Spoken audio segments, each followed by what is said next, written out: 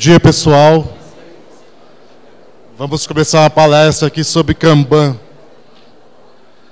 Meu nome é Carlos Eduardo Polegato, trabalho na Globo.com, sou Scrum Master lá. Essa palestra eu ia fazer junto com o Fábio Trierweiler, ele é Agile Coach. Ele teve uns imprevistos, não pôde vir, então vou estar representando ele aqui. Nós vamos falar sobre o método Kanban. Existe o quadro Kanban, que é usado por vários frameworks, e aqui nós vamos falar sobre dúvidas do método Kanban do David Anderson, um método evolucionário, focado para a ciência de conhecimento, softwares e outras aplicações. A gente vai começar a colocar Kanban em algumas equipes, umas equipes não tão familiarizadas com o assunto, sempre tem alguns mitos, né? Kanban não vai servir para mim, eu quero saber quando fica pronto, eu preciso de data, Kanban não me dá isso. Só funciona para bugs, eu preciso que atenda diferentes demandas, features, épicos, inovação, experimentos, o Kanban não me serve. Ou então, mas como é que eu vou modelar minha planning? Eu tenho que estimar, eu tenho que detalhar, eu preciso saber exatamente quando é que fica pronto. E o principal ali, que é mais comum, não, mas a minha equipe é diferente. Aqui não vai servir. O Kanban é um método que é para diferentes indústrias, diferentes áreas, diferentes equipes. Por que a tua equipe é a única diferente que o Kanban não serve? Então, é um sinal aí de talvez conhecimento, resistência, enfim. Antes de iniciar as 5 dúvidas mais frequentes, o que é muito comum fazer para uma equipe que está iniciando no Kanban, no Ágil, é uma equipe que ainda está no modelo tradicional, o modelo cascata, é que ela escuta, ela vê alguns papers, algumas informações de que o Ágil não tem silos, o Ágil não tem fase de análise, fase de teste, então tudo isso é cascata. Então essa equipe está nesse momento, ela já quer sair de uma hora para outra para o modelo ideal. Ela já queria iniciar no formato ágil. Então ela vai e modela o Kanban, tirando algumas fases dessa. Não vou colocar análise, não vou colocar guarda do teste, porque isso não é ágil. Eu quero só backlog, doing e done. Ela faz onde ela queria estar, e não como ela está no momento. E a partir daí começa a surgir vários problemas. Tem um item no backlog, mas eu não posso mexer nesse item porque falta uma análise. Tem um item doing, eu não posso passar para done porque falta um teste. E como não tem as colunas, eles começam a criar artefatos, começam a criar labels, rótulos, diferentes maneiras ali para identificar isso, e fica um Kanban que quase ninguém entende, poluído, cheio de informação, para suprir uma falha de que não é o momento daquela equipe, ela está numa outra fase, ela desenhou um Kanban de como ela deveria, como ela queria estar. Então, para isso, é recomendado ali o Static, uma abordagem que para definir o teu modelo atual, para formar o teu primeiro Kanban. Então, o Static, ele começa para identificar o propósito da equipe, ele tem alguns passos, mas nem todos os passos são obrigatórios, então são necessários seguir os outros passos, e também a mesma ordem não pode mudar. O primeiro é o propósito. Qual que é o propósito da equipe? O que o cliente espera? O que você quer? Qual que é o seu produto? Então, tu tem que identificar isso. Insatisfações. Nós estamos mudando para um sistema Kanban. O que a gente está querendo resolver? Quais são os nossos problemas? Insatisfações do time, do stakeholder, da organização, do produto. Quais são as insatisfações atuais? O que a gente quer resolver? Analisar as demandas. Quais são as demandas que chegam até a equipe? Com que frequência chegam essas demandas? Quais são os tipos de demandas que chegam até nós? Essas demandas estão alinhadas com o meu propósito? Por que eu estou fazendo isso? Ela está alinhada? É o que eu quero? É o meu produto? Analisar a capacidade. Atualmente, como é que eu sei o quanto eu estou entregando, como eu estou entregando, qual a qualidade dessas entregas? Eu uso alguma métrica? Como é que eu faço um planejamento? Como é que eu faço uma previsão? O quinto passo, desenhar o fluxo de trabalho.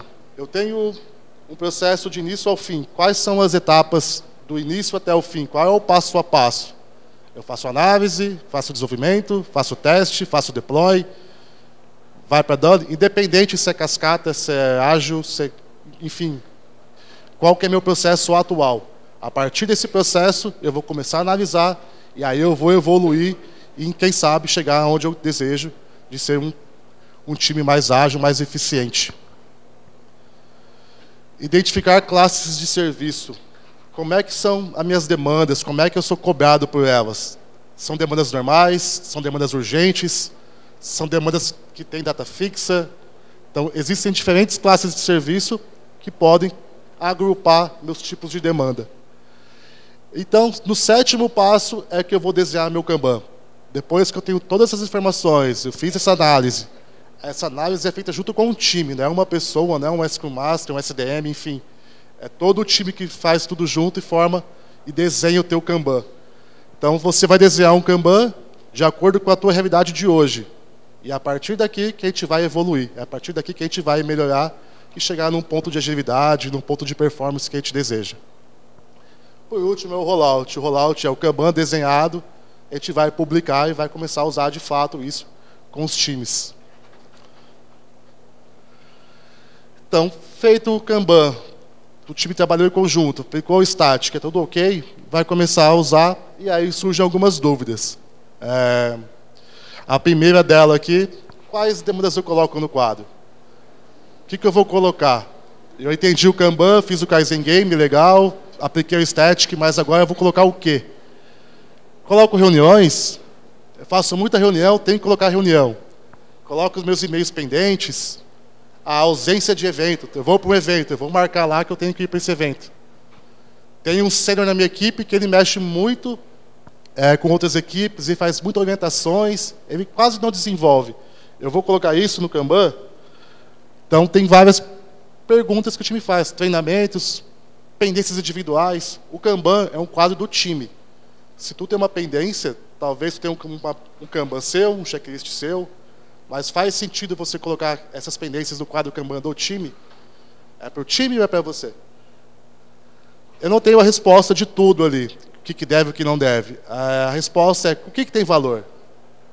Algum daqueles que tem valor para o seu time? Se a resposta é sim, ok, coloca.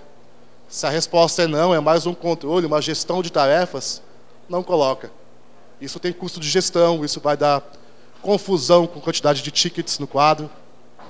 Então, tenta identificar daquilo o que tem valor e o que não tem.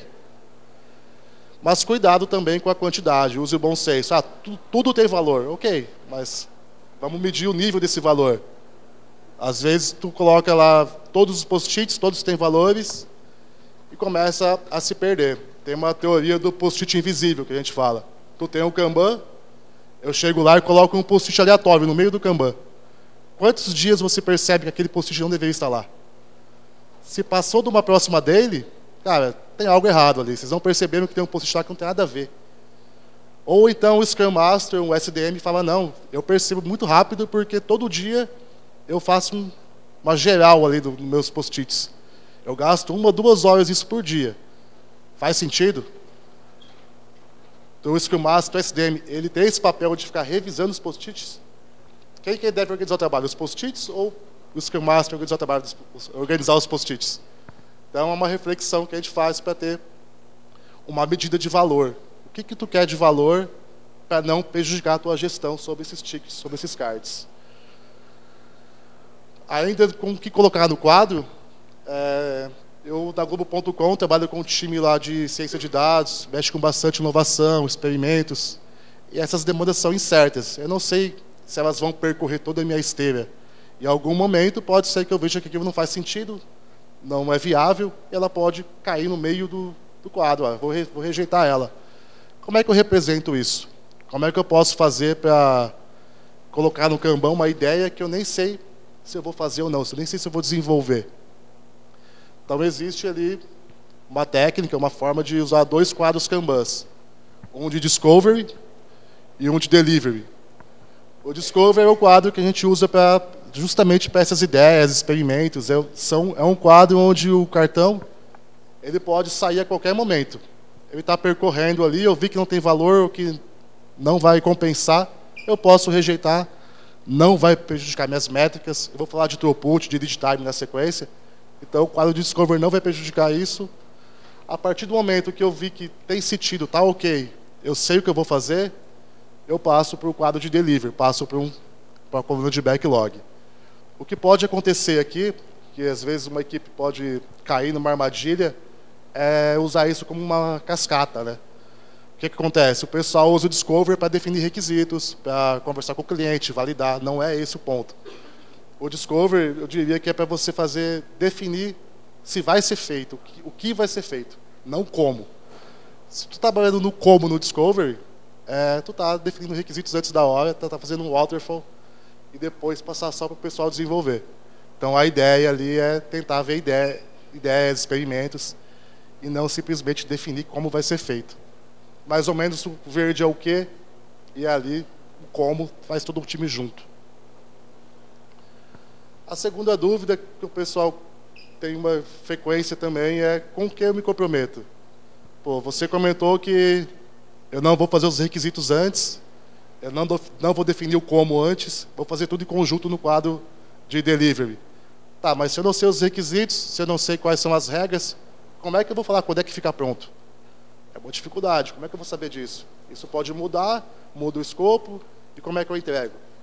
Então a gente começa a usar os históricos. Então eu tenho um gráfico de throughput, uma métrica, que é a vazão.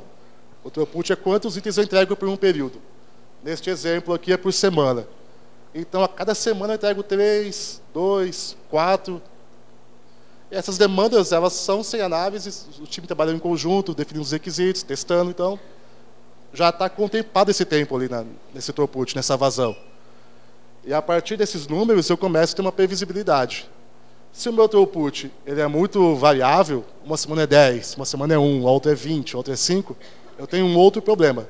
Então eu vou trabalhar para estabilizar o throughput. Mas é o throughput que vai me dar a informação de quantos itens saem na semana.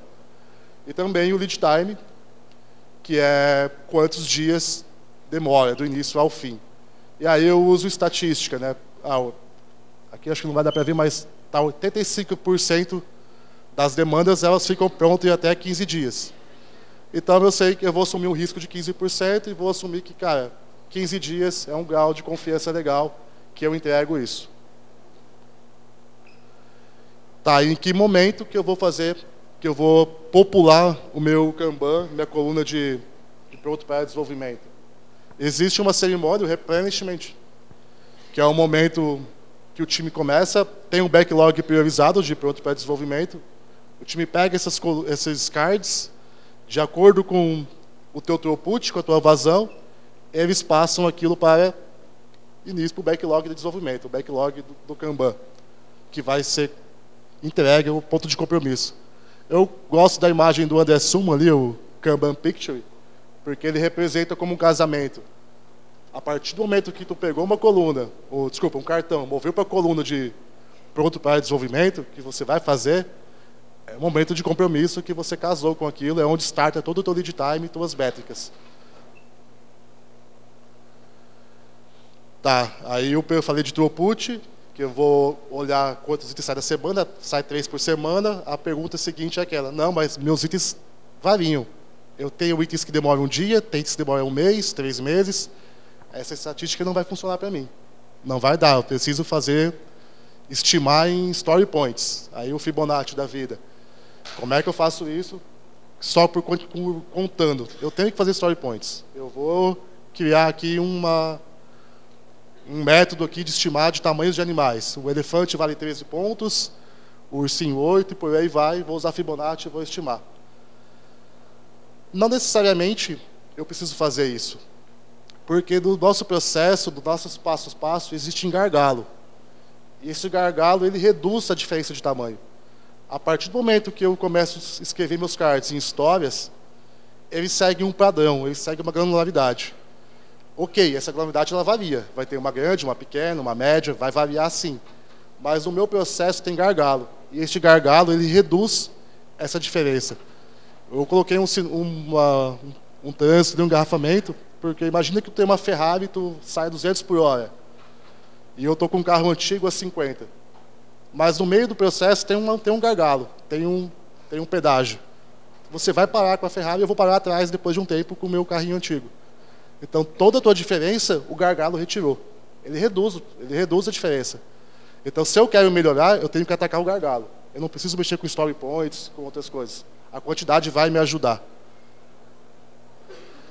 Então, para mim ter previsibilidade eficiente, para mim diminuir a variabilidade, eu preciso estabilizar o throughput. É o throughput que vai me dar a minha previsibilidade. É ali que eu vou trabalhar. Eu tenho que analisar o meu fluxo. Eu tenho uma imagem do CFD. É o CFD que vai me dar a direção e fazer que eu perceba os gargalos e ataque esses gargalos. Quando eu tiver um gargalo bem identificado, reduzir, limitar o IP. Limitar o IP é deixar de começar muita coisa, menos iniciativa e mais acabativa. Eu defini como exemplo aqui que meu time tem 5 demandas que pode fazer em progress paralelo. Eu não vou passar disso. Então, limitando o IP, eu vou fazer que as demandas saiam mais rápido. Esse gráfico aqui mostra isso. Deixa eu ver se eu consigo aqui mostrar. Ó, o azul escuro é o done. Então, quando eu estava com o IP mais controlado, eu estava entregando. A partir do momento que meu IP aumentou, isso aqui é um aumento de WIP. Pode ver que eu parei de entregar. Por quê? Eu comecei muita coisa em paralelo. Eu deixei de entregar, depois que eu comecei a entregar e diminuir meu IP, eu voltei a entregar. Então a gente tem um pensamento de, não, eu vou começar a fazer o que eu tenho que entregar. Essa demanda aqui está bloqueada, eu vou puxar outra, porque eu não posso ficar parado. Isso, na verdade, nem sempre vai ser mais produtivo. Talvez é melhor você ajudar o teu parceiro, o teu amigo, a terminar uma que já está em andamento, ou ir lá parear para desbloquear aquilo, do que simplesmente bloquear, ir lá e pegar outra para fazer. Isso vai só piorar o gargalo, só vai cada vez mais aumentar. E por último, eu falei que as diferenças se reduzem nos gargalos, mas também não vamos trabalhar com coisa gigante. Não vamos pegar um épico, que é um novo sistema, e criar um único cartão. Então, épicos tu quebra em histórias, e task, que são aquelas coisas muito, muito rápidas, aquelas coisas de como vai ser feito, tu elimina. Mantém a granularidade de user stories ou histórias, e que tu já vai ter uma cadência legal, a diferença que existe nelas, os gargalos vão remover. E ainda em relação ao tamanho, mas eu tenho tipos de demanda que prejudicam o meu throughput. Por exemplo, eu tenho uma fila normal, está ocorrendo tudo bem, eu estou seguindo minha esteira, chegou uma emergência, chegou um item urgente, caiu a produção, caiu a casa, para tudo e faz isso. Cara, isso vai prejudicar o meu throughput, vai influenciar na minha vazão. A gente chama de ambulância. O que eu posso fazer com isso? Então, o método Kanban já sugere 4 itens ali. O Expedite, que é o urgente. Então, chegou o item urgente, ele vai atravessar tudo. Toda a tua esteira vai ser como prioridade. Então, ele vai ser muito mais rápido. Então, você começa a classificar esses itens por cada um daqueles e depois tu tem throughput por classe de serviço. Throughput, lead time por cada um deles. Então, você consegue ter uma previsibilidade por cada um desses itens. Não é que você precisa usar os 4.